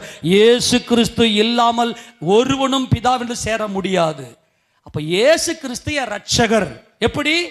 இந்த ஆலயத்தை நான் இடித்து போட்டேன், என் கர்த்தர் இதை மறுபடியும் அவருடைய ஆலயமாக எழுப்பினார். பழைய பாவ மனுஷனை சிலுவையில் அறைந்து விட்டேன், கிறிஸ்து இயேசுவோடு என்னை மூன்றாவது நாளிலே உயிரோடு எழுப்பினார். அப்படியானால் மனுஷரால் தள்ளப்பட்ட கல் இந்த இயேசு. ஏன் இயேசு கிறிஸ்து மனுஷரால் தள்ளப்பட்டார்? சொல்லுங்க சொல்லுங்க. மனுஷரால் தள்ளப்பட்டதாயினும் தேவனால் தெரிந்து கொள்ளப்பட்டதும் விலையேற பெற்றதுமான ஜீவனுள்ள கல், அதான் மூளைக்கல். இயேசு கிறிஸ்து ஏன் கல்? ஏன் இயேசு கிறிஸ்து மனுஷரால் தள்ளப்பட்டார்? சொல்லுங்கப்பா. அவர் பாவிய போல வாழல. அல்லேலூயா. அக்கிரமக்காரன போல இல்ல. ஆமேனா? அவர் தேவ சித்தம் செய்தார். ஆமேன். அதான் அது தேவன் தங்குகிற ஆலயம். அவர்தான் மூளைக்கல். தேவன் ஆவியா இருக்கிறார். தேவ சித்தம் செய்த மூளைக்கல் அவர். அந்த மூளைக்கல்லிருந்து சேர்ந்தவர்களாக நீங்களும் ஜீவனுள்ள கற்கள். அல்லேலூயா. தனித்தனியே நீங்கள் ஆலயம். இந்த கற்கள் எல்லாம் ஒன்று சேர்ந்து தேவனை ஆராதிக்கும்படி அப்படி இசைந்து இசைந்து இசைந்து ஒருத்தரை மாத்தி ஒருத்தரை பார்க்கும்போது பிரைஸ் தி லார்ட் வெக்கப்படாம யாரெல்லாம் சபையில் இருக்கிற நாங்களாம் ஒன்றா ஆராதிக்கிற தேவ பிள்ளைகள், நீ எனக்கு ஃபர்ஸ்ட் ஸ்தோத்திரம் சொல்லணும் அவசியம் இல்லை. சிஸ்டர் அவங்க போயிட்டு இருப்பாங்க, கத்தனா sister praise the lord, brother அப்படி திரும்பி பார்ப்பாங்க பிரைஸ் தி லார்ட். ஆமென். இதுதான் ஆலயம். ஆமென். நீ ஆலயமா இல்லாம சபையில் இருக்க முடியாது. உனக்கும் தேவனுக்கும் தனிப்பட்ட உறவு இல்லாமல் சபையில் நீ ஒரு அங்கமா இருக்க முடியாது. நீ ஊழியக்காரன் பண்ற உபதேசத்துக்குள்ள உன்னால ஒப்பு கொடுக்க முடியாது. எஸ்கேப் ஆயிடுவே. நீ எஸ்கேப் ஆயிடுவே. ஏதாவது நல்ல காரணம் சொல்லுவேன். இல்லைங்க பிரதர், முக்கியமான வேலை பிரதர், நான் இன்னைக்கு போயே ஆகணும் பிரதர். எவ்வளவு துக்கம் தெரியுமா தேவனுக்கு? ஏசப்பாவுடைய இருதயம் எப்படி தெரியுமா வலிக்குது? நான் உங்களை எல்லாரையும் என் பிதாவை ஆராதிக்கும்படியாய் சபையாய் உங்களை ஒன்று சேர்த்த நான் இன்னைக்கு என்னை மறுதளிச்சுட்டு தேவனை ஆராதிக்கும்படி உன்னால் வர முடியலையே. உங்களை அன்பாய் சொல்லுகிறேன், இதெல்லாம் சொல்லி புரிய வைக்கிறது இல்ல. தேவனே உங்களுக்குள்ள இடைப்பட்டாதான் நான் ஒரு சபை. அல்லேலூயா. எனக்கு ஒரு சபை இருக்கிறது. என் சபை நடுவிலே என் தேவன் எழுந்தருளி இருக்கிறார். தேவர்களின் நடுவிலே அவர் நியாயம் விசாரிக்கிறார். நான் ஒரு சர்ச். அல்லேலூயா. நான் ஒரு சபை. நான் ஒரு மணவாட்டி. இயேசு கிறிஸ்துடைய மணவாட்டி யார் தெரியுமா? ஆலயம் அல்ல. ஆலயம் இல்லாமல் சபை இல்லை. சபைதான் இயேசு கிறிஸ்துக்கு மணவாட்டி. ஆக ஒரு மனம் கிறிஸ்து இயேசு வரப்போறது சர்ச்சுக்காக வரப்போற. சர்ச் கிறிஸ்துவினுடைய மணவாட்டி. யார் சர்ச்? ஆலயங்கள் எல்லாம் இசைக்கப்பட்டு பரிசுத்த ஆவியினாலே இசைக்கப்பட்டு. ஆமென். அப்ப ஒண்ணு கூடி வருகிற நீங்க கூட பாருங்களேன். நீங்க தனியா ஜெபம் பண்றதை விட, சிஸ்டர் நீங்க கொஞ்சம் தனியா இருக்கிறீங்க, நம்ம 2 பேரும் சேர்ந்து ஜெபிக்கலாம் வாங்கலேன் அப்படின்னு ஒன்று சேர்ந்துக்குங்களேன். அந்த இடத்துல இயேசு ராஜாவுடைய வல்லமை பயங்கரமா கிரியை செய்யும். ஆமேனா? ஒரு மனதில் உங்க வீட்டில் ஏன் குடும்ப ஜெபம் பயங்கர பவர் சொல்லுங்க பார்க்கலாம். எத்தனை பேர் வீட்டில் குடும்ப ஜெபம் தொடர்ந்து நடக்குது? கை உயர்த்தி ஆமென் சொல்லுங்க. உங்க கைகளை கத்தர் பார்க்கட்டும். நீங்கள் ஆசீர்வதிக்கப்பட்டவர்கள், உங்களை அசைக்கவே முடியாது. ஆமென். குடும்பமாய் ஒன்று சேர்ந்து தேவனை உயர்த்துகிற அந்த உயர்வு சர்ச். அது சர்ச். தனித்தனியே நீ ஆலயமா இருந்தால்தான் நீ சபையில தேவனுடைய வாசஸ்தலமாய் நீ இயங்க முடியும். அந்த இடத்துல ஏறெடுக்கிற ஜபத்துக்கு பயங்கர பவர். இது வரைக்கும் எத்தனை பேர் புரிஞ்சுது? புரியலன்னா நான் மறுபடியும் ஃபர்ஸ்ட்ல இருந்து சொல்றேன். ஆமென். அல்லேலூயா. என்ன ஆச்சரியம், கர்த்தர் இதை என் கூட பேசிட்டாரு போன வாரத்திலேயே. நேற்று பார்த்தா காத்திருப்பு கூட்டத்தில் ரூத்தம்மா தேவாலயத்தை பற்றி தான் பேசிச்சு நினைக்கலையா? ஆமா, கர்த்தர் நல்லவர். அவருடைய பரிசுத்த நாமம் என்றென்றைக்கு மகிமைப்படுவதாக. ஏனென்றால் இப்போ வாசிங்க பார்க்கலாம் அந்த வசனத்தை. 4ஆம் வசனம் வாசிங்க. மனுஷரால் தள்ளப்பட்டதாயினும் தேவனால் தெரிந்து கொள்ளப்பட்டதும் வெளியேற பெற்றதும் ஆகிய ஜீவனுள்ள கல்லாகிய அவரிடத்தில் சேர்ந்தவர்களாகிய நீங்களும் மனுஷரால் தள்ளப்படுவீர்கள். ஆமேனா? நீ என்ன புதுசா பண்ற? நீ என் ஃபங்க்ஷன்லாம் வரமாட்டியா? நீ இதெல்லாம் பண்ண மாட்டியா? ஏன்னா இந்த ஆலயத்தை இடித்து போட்டு எழுப்பப்பட்டதே ஆலயம். முன்னாடி விக்கிரகாரனை பண்ணியிருந்தோம், இப்ப பண்றது இல்லை. கையை ஊற்றி ஆமென் சொல்லுங்க. நல்லா பாருங்க. நல்லா ஆக்டிவா இருங்க. ஒருவன் சிறுபிள்ளையை போல தாழ்த்தாவிட்டால் அவன் பரலோக பிரவேசிப்பான். முன்னாடி விக்கிரகாரனை செய்து கொண்டிருந்தோம், இப்ப என்ன பண்றதில்ல. அப்ப அந்த பழைய மனுஷனை இழுத்து போட்டோம். தேவன் நம்மை புதிய ஆலயமாக எழுப்பி விட்டார். நீங்க தான் ஆலயம். கையை தட்டி அல்லேலூயா. முன்னாடி பொடியை போட்டோம், முன்னாடி வெத்தலை பாக்கு போட்டோம், முன்னாடி சிகரெட் பிடிச்சோம், முன்னாடி ட்ரிங்க்ஸ் பண்ணோம், முன்னாடி அசிங்கமா பேசணும். இப்ப அந்த பழைய ஆலயத்தை இடித்து போட்டோம். இப்ப புதுசா நிக்கிறோம், புது சிருஷ்டியா இருக்கிறோம். நீங்கள் தான் ஆலயம், நீங்கள் தான் கல். இந்த கற்கள் எல்லாம் ஒன்று சேர்ந்திருக்கிற இதுதான் மகிமையின் ஆலயம். அல்லேலூயா. இயேசு இயேசு இயேசு இயேசு தேவகுமாரன் என்று விசுவாசிக்கிற நாம் தான் ஆலயம். நீங்கள் சாதாரண ஆள் அல்ல. எத்தனை பேர் சந்தோஷமா இருக்கிறது? உங்களிலிருந்து தேவன் மகிமைப்படுகிறார். என்ன உனக்குள்ள ஒரு பெரிய மாற்றம் இருக்குது. நீ முன்ன மாதிரி இல்லையே. நான் தேவனுடைய ஆலயம். அல்லேலூயா. இந்த ஆலயம் என்பதிலேயே பெரிய மகிமை எதுலன்னா, நான் சர்ச். நாங்கள் சபையாய் இருக்கிறோம், தேவனுடைய வீட்டாராய் இருக்கிறோம். எப்படி இருக்கிறோம்? தேவனுடைய வீட்டாராய் இருக்கிறோம். இந்த வசனம் வாசிங்க. ஜீவனுள்ள கற்களை போல நம்மள யாருங்க? ஜீவனுள்ள கற்கள். அல்லேலூயா. சரிங்க, கவனிங்க. எல்லாம் என்ன பாருங்களேன், எல்லாம் என்ன. இப்ப நீங்க உள்ள வந்தாவே உங்க ஜபத்துக்கு பதில் அதுதான் பேசிட்டு இருக்கிறேன். நீ வந்து உட்காந்து, ஆண்டவரே எனக்கு இதை செய்யுங்கப்பா அப்படின்னு ஒன்று சேர்ந்து என் சகோதரர்களோட என் சகோதரிகளோட எங்க அப்பா கிட்ட நான் கேட்கறேன்னு வந்து கேட்கறீங்களே, ஏன் உங்க ஜபத்துக்கு இவ்வளவு பவர்னா இந்த சகோதர ஸ்நேகம். தேவன் எங்க அப்பா. இப்போ நல்லா கவனிக்க. ஒரு பில்டிங் கட்டுறதுக்கு முதல்ல என்ன கல் வைப்பாங்க? மூளைக்கல்ல வைப்பாங்க. அந்த மூளைக்கல்லை வச்சுட்டு அது மேல என்ன போடுவாங்க? அஸ்திபாரம் போடுவாங்க. அஸ்திபாரெல்லாம் முடிச்சிட்ட பிற்பாடு அது மேல தலைக்கல்ல வைப்பாங்க. என்ன கல்லு? தலைக்கல்ல வைப்பாங்க. எதுக்கு? பில்டிங்க்கு தலைக்கல். அந்த தலைக்கல்லும் என் ஆண்டவராகிய இயேசு கிறிஸ்துவே. ஆமென் சொல்லாமா? அந்த தலைக்கல்லை வச்சுட்டு இப்ப நாம ஒவ்வொருத்தருமே இயேசு கிறிஸ்துவை தேவனுடைய குமாரன் என்று விசுவாசிக்கிறபடினாலே நாம் எல்லாரும் கற்கள். ஆமெனா?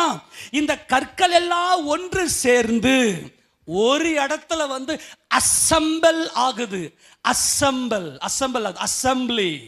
எக்லீசியா என்று சொன்ன அசெம்பிள் ஆலயமாய் எழும்பி இருக்கிறது. ஒவ்வொருத்தருக்கும் ஒவ்வொரு வேலை சபையில் இருக்குது. ஒவ்வொருத்தருக்கும் சபையில் ஒவ்வொரு வேலை இருக்குது.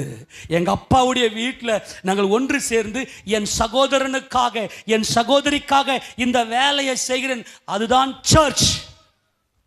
சர்ச். கவனிங்க. ஜீவனுள்ள கற்களை போல. 5ஆம் வசனம் வாசி, எல்லாம் சேர்ந்து வாசி. ஜீவனுள்ள.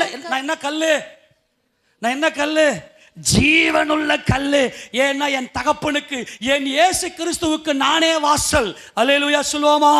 வாசல்னாவே தேவ சித்தம் செய்தவர்கள். அப்ப ஜீவனுள்ள கற்களை போல ஆவிக்கேற்ற மாளிகையாகவும் இயேசு கிறிஸ்து மூலமாய் தேவனுக்கு பிரியமான ஆவிக்கேற்ற பலிகளை செலுத்தும்படிக்கு பரிசுத்த ஆசாரிய கூட்டமாகவும் கட்டப்பட்டு வருகிறீர்கள். அல்லேலூயா. என்ன பண்றோம்? கட்டப்பட்டு வருகிறோம். இப்போ நாம் எல்லாரும் இந்த கலாம்பாக்கம் கிராமத்தில் ஒரு சபையாய் ஒன்று சேர்ந்து கூடி வந்திருக்கிறோம். எப்பா கவனிங்க. சர்ச் தான் தேவனுடைய பரிபூரணம். இந்த சகோதரர்கள் தேவனுடைய பிள்ளைகளாக இந்த சகோதரர்கள்லாம் ஒன்று சேர்ந்து எல்லாம் கவனி, எல்லாம் கவனி. ஏமா சத்தமா ஜெபம் பண்ணாதீங்க, அப்படியே அமைதியா இருங்கன்னு. அப்புறமா ஜெபம் பண்ணீங்க. சத்தம் போட்டு யாரையும் டிஸ்டர்ப் பண்ணாதீங்க. கொஞ்சம் கவனிங்க, ரொம்ப முக்கியமானது. இப்போ இந்த மூளைக்கல் எல்லாம் ஒன்று சேர்ந்து என்ன ஆகுதுங்க?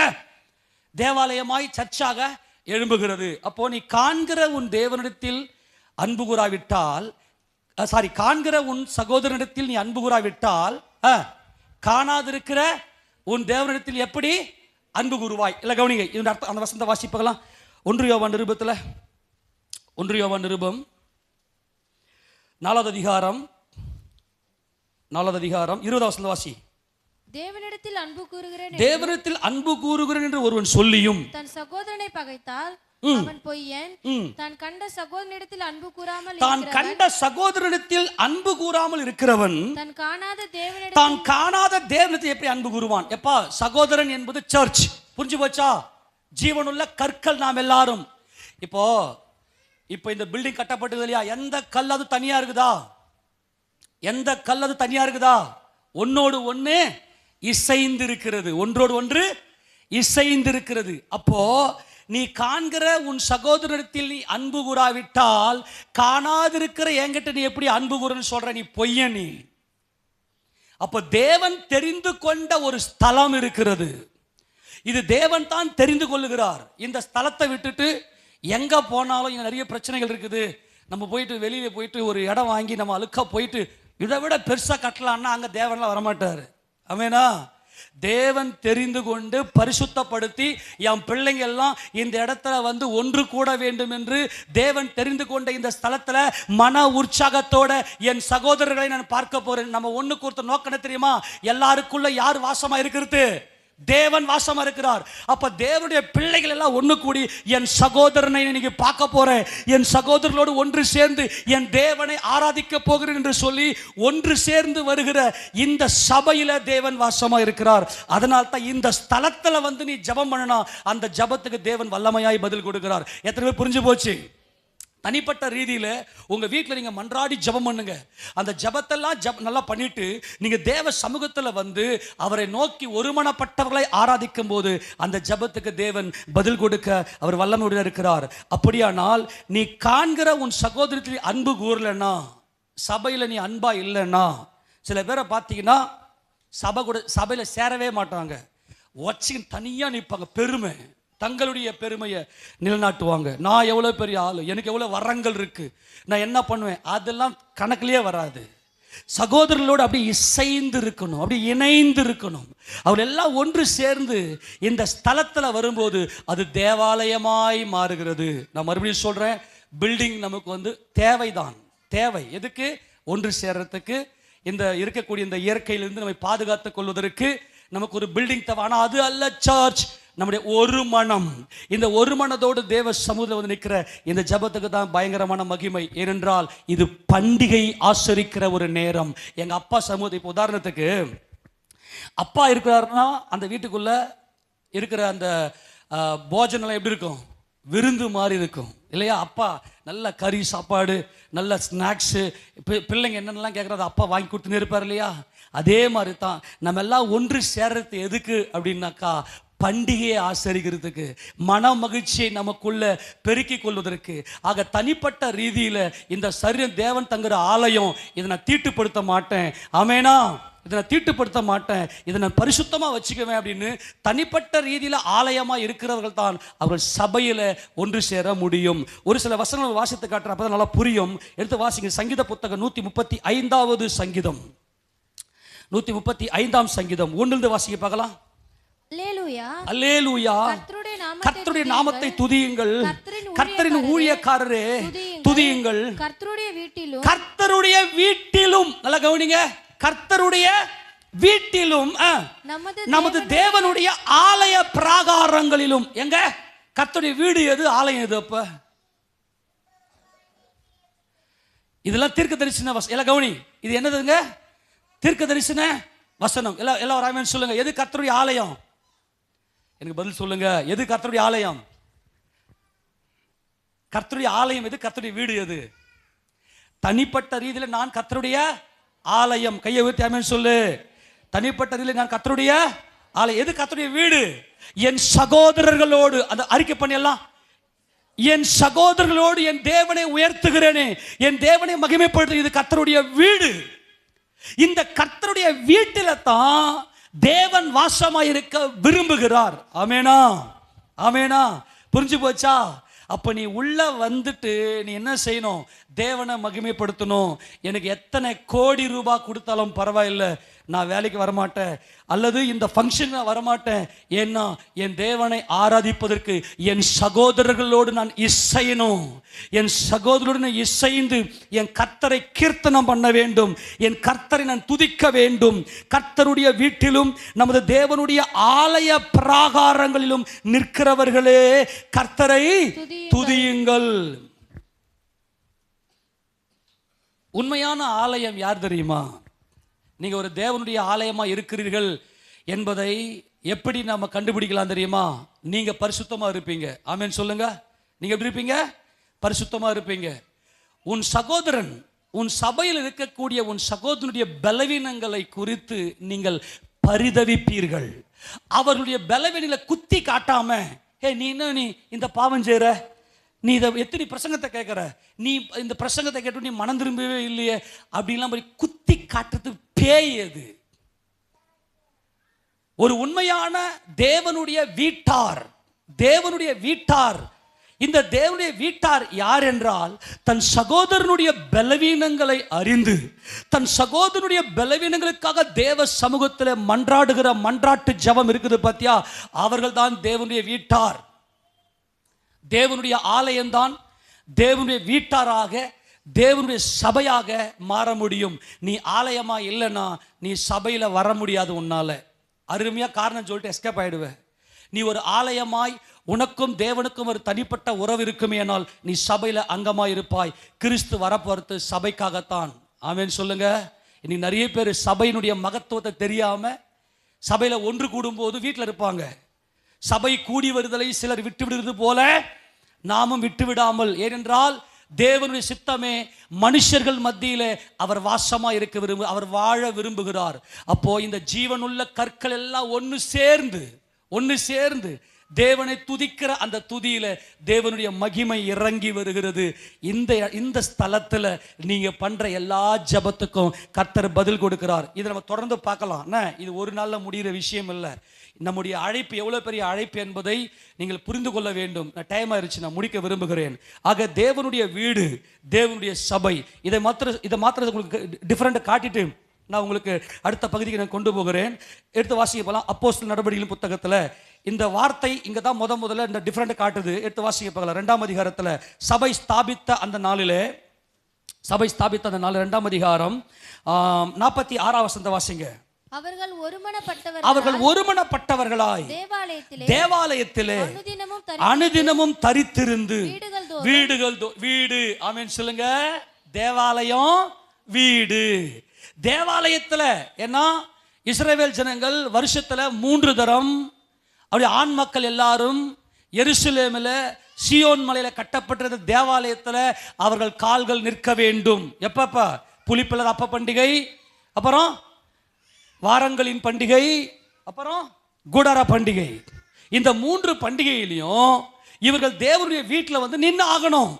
ஆனால் புதிய ஏற்பட்ட காலத்துல பரிசுத்த ஆவியானவர் நமக்குள்ள வந்துவிட்ட பிற்பாடு இவர்கள் எல்லாரும் தேவாலயத்திலேயும் வீடுகள் தோறும் அப்பம் விட்டு மகிழ்ச்சியோடும் கபடமில்லாத இருதயத்தோடும் போஜனம் பண்ணி தேவனை துதித்து ஜனங்கள் எல்லாரும் தயவு பெற்றிருந்தார்கள். ரட்சிக்கப்படுகிறவர்களை கர்த்தர் அனுதினமும் சபையிலே சேர்த்து கொண்டு வந்த சபை, சர்ச் தான் தேவனுடைய வீடு. அவர்கள் ஆலயத்திலே ஒன்று சேர்ந்தார்கள். ஆலயமாகிய அந்த கற்கள் எல்லாம் ஒன்று சேர்ந்து சர்ச்சாக, சபையாக.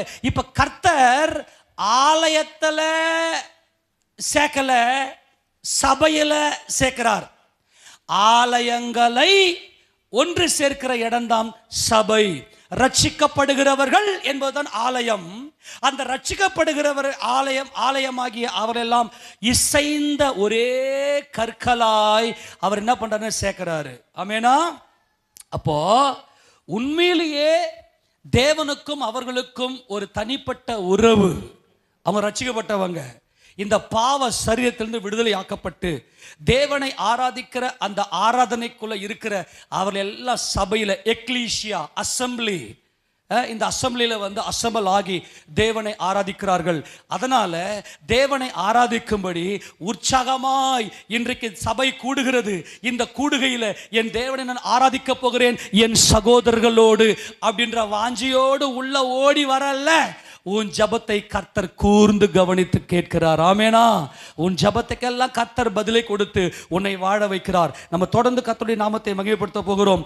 இந்த வசனத்தை மட்டும் வாசித்து நாம் முடிக்கலாம். 118வது சங்கீதம் திருப்பி கொள்ளுங்க. 118வது சங்கீதம். 118வது சங்கீதத்தில் வீடு கட்டுகிறவர்கள் ஆகாதென்று தள்ளின கல். எந்த வசனத்தில் வாசிக்கணும்? அதை 22 வாசிக்க பார்க்கலாம். வீடு கட்டுகிறவர்கள் ஆகாதென்று தள்ளின கல்லே மூளைக்கு தலைக்கல். யார் வீடு கட்டுறவங்க? இஸ்ரவேலர்கள், யூதர்கள். இவங்க தான் தேவனுடைய வீடு கட்டணும். என்ன? அவங்க தான் ஆபிரகாமின் சந்ததியார். ஆபிரகாமுக்கு தேவன் கொடுத்த வாக்குத்தத்தின்படி ஆபிரகாமின் பிள்ளைகளாகிய இந்த இஸ்ரவேலர்கள் மேசியாவாகிய ஜீவனுள்ள கல்லாகிய இயேசு கிறிஸ்துவுக்குள் தங்களை மறைத்துக் கொண்டு ஒவ்வொருவரும் கற்களாய் தேவ சித்தம் செய்து ஆலயமாக இருக்க வேண்டும். அவர்கள் தான் வீடு கட்டணும். அவர்கள் ஒவ்வொருவரும் கற்களாய் இருந்து, சொல்லுங்க, அவர்கள் ஒவ்வொருவரும் கற்களா இருந்து தேவாலயமாகிய சபையை அவர்கள் தான் கட்டணும். ஆனா அவங்க என்ன பண்ணிட்டாங்கன்னா, வீடு கட்டுவர்களாகிய அவர்களே மூளைக்கல்லை தள்ளிட்டாங்க. அவங்களால வீடு கட்ட முடியல. ஆனால் அந்த மூளைக்கல்லாகிய இயேசு கிறிஸ்துவை என் ரட்சகர் என்று விசுவாசிக்கிற நாம் இந்த ஆலயமாக தேவனுடைய வீட்டாராக தேவனுடைய வீட்டை கட்டிக்கொண்டு சபை கூடும்போதெல்லாம் ஒன்று சேர்ந்திருக்கிறோம். ஆமென் சொல்லாமா? வீடு கட்டுகிறவர்கள் ஆகாது என்று தள்ளின கல்லே மூளைக்கு தலைக்கல் ஆயிற்று. அது கர்த்தராலே ஆயிற்று. அது நம்முடைய கண்களுக்கு ஆச்சரியமா இருக்கிறது. இது கர்த்தர் உண்டு பண்ணின நாள், இதிலே கலிகூர்ந்து மகிழ கடவோம். எல்லாரும் ஆமென் சொல்லுங்களேன். நீ சபையில வந்து ஆராதனை பண்ணிட்டு போறல்ல, நீ சபையில் இருக்கிறல்ல, நீ தேவனுடைய வீடா இருக்கிறல்ல, தேவனுடைய ஆலயமே, தேவன் தங்குகிற ஆலயத்துக்குள்ள வருகிறல்ல, தேவன் தங்குற ஆலயம் என்பது சகோதரர்களோடு ஒன்று சேர்ந்து ஆராதிக்கிறல, உன் நாள் ஒவ்வொரு நாளும் உனக்கு கர்த்தர் கொடுக்கிற நாள். இந்த கர்த்தர் கொடுக்கிற நாளில் நீ கலிகூர்ந்து மகிழ்ச்சியா தான் இருப்ப. ஆமென் சொல்லாமா? உன்னுடைய ஜபங்களுக்கெல்லாம் கர்த்தர் பதில் கொடுக்கிறார். ஏனென்றால் நீ தேவனுடைய ஆலயத்தில் வந்து தேவனுடைய வீடாக வந்து ஒருமனப்பட்டு தேவனை மகிமைப்படுத்தி விட்டு போகிறாய். உன் ஜபங்கள் எல்லாம் கர்த்தர் கேட்கிறார். அப்படியானால் உனக்கு தேவன் கொடுக்கிற ஒவ்வொரு நாளும் கலிகூர்ந்து மகிழ்கிற நாளே. எத்தனை விசுவாசிக்கிறீங்க? தைரியமா இருங்க. இனி உன் கண்களில் கண்ணீரை வரவழைக்க தேவன் விட மாட்டார். உன் ஜபங்களுக்கெல்லாம் சோர்வை கொடுக்க மாட்டார். நீங்கள் ஜெபிக்கிற ஒவ்வொரு ஜபத்துக்கும் கர்த்தர் பதில் கொடுத்து, இது கர்த்தர் உண்டு பண்ணினால் இதில் நான் மகிழ்ந்து கலிகூறுவேன். நான் ஒரு சர்ச், அல்லேலூயா, தேவனை ஆராதிக்கும்படி தேவ பிள்ளைகளோடு சேர்ந்து நான் ஜீவவாசல் ஜப வீட்டிலே இருக்கிறேன். எங்க இருக்கிறேன்? ஜீவவாசல் ஜப வீட்டிலே இருக்கிறேன். ஆமெனா? எங்க இருக்கிறேன்? ஜப வீடு. இது என்னுடைய, இது எல்லா ஜனங்களுக்கும் ஜப வீடு என்னப்படும். இது சகல ஜனங்களுக்கும் ஜப வீடு என்னப்படும். ஜபம் என்றால் என்ன? தேவ சிந்தை. தேவ சிந்தை. வீடு கட்டுகிறவர்கள் ஆகாது என்று தள்ளின கல்லே இந்த சபைக்கு மூளைக்கல் ஆயிற்று. அல்லேலூயா. இயேசுவே நம்முடைய மூளைக்கல். ஆமெனா? அந்த அப்போஸ்தலர்கள் அதுக்கு சாட்சியா இருக்கிறாங்க. இப்ப எல்லாம் உட்கார்ந்து இந்த எத்தனை கல்லுங்க பாரு. ஆமென். எத்தனை கற்கள், ஒன்னு ஆலயம். ஆமெனா? இந்த ஆலயங்கள் என்ன செய்யும்னா, தேவனை ஆராதிப்பதற்கு ரெடி ஆயிடும், ஆயத்தமாயிடும். இன்னைக்கு ஞாயிற்றுக்கிழமை காலையில 8:30 மணிக்கு சர்ச் ஆராதனை இருக்கு. புதன்கிழமை மாலையில 6 மணிக்கு சபை கூடுகிறது. வெள்ளிக்கிழமை 9 மணிக்கு சபை கூடுகிறது. அதே போல சனிக்கிழமை மாலையில 6:30 மணிக்கு காத்திருப்பு கூட்டம். இந்த கூடுகைக்கு மேல அந்த இருதயம் அப்படியே வாஞ்சையாய் துடிக்கும், தவிக்கும். நாங்க எங்கள் சகோதரர்களோடு என் கர்த்தரை ஆராதிக்க போகிறோம். அப்படி வந்து நீ ஆராதனை பண்ணிட்டு போனா உன் வாழ்க்கையில கர்த்தர் கொடுக்கிற ஒவ்வொரு நாளிலும் நீ மகிழ்ந்து கலிகூர்ந்து கொண்டுதான் இருப்பாய்.